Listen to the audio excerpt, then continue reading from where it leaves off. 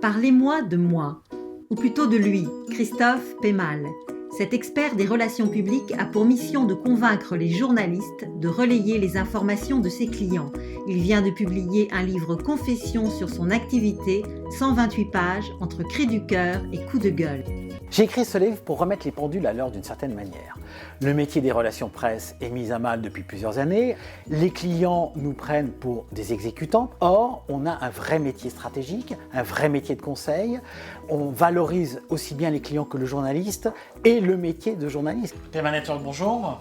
En ligne de mire, des clients en mal de notoriété qui n'ont qu'un rêve, passer aux 20h. Toutes les informations institutionnelles ou produits ne sont pas destinées aux 20h.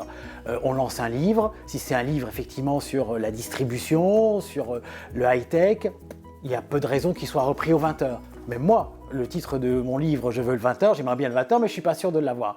Donc au travers de ça, je veux dire que chaque information a une cible bien précise et n'est pas forcément destinée aux 20h.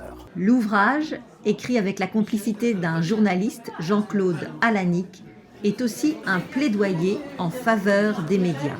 Déjà, les journalistes, c'est mon public préféré.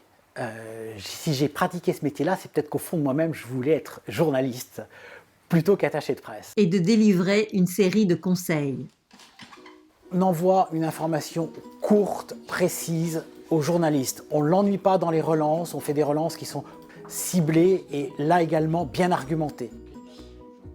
Un journaliste peut faire une erreur, ça peut lui arriver. On ne se plaint pas auprès de sa hiérarchie supérieure. C'est le meilleur moyen de se mettre toute la rédaction à dos et à vie. On ne demande pas la relecture d'un article à un journaliste. Peut-être les verbatims, mais surtout pas. Si un journaliste propose une relecture, oui, on peut le lui accorder. Mais surtout, on ne demande pas la relecture d'un article à un journaliste. Il est libre d'écrire ce qu'il veut. À partir du moment où on accorde une interview, c'est qu'on fait confiance au journaliste. Donc, on se livre complètement à lui. Le journaliste est libre de s'exprimer et de faire son choix. Il dit ce qu'il a envie de dire. Et ça, pour moi, c'est l'essentiel, le droit à la liberté de la presse. Et ça, j'y tiens et c'est pour ça que je fais ce métier.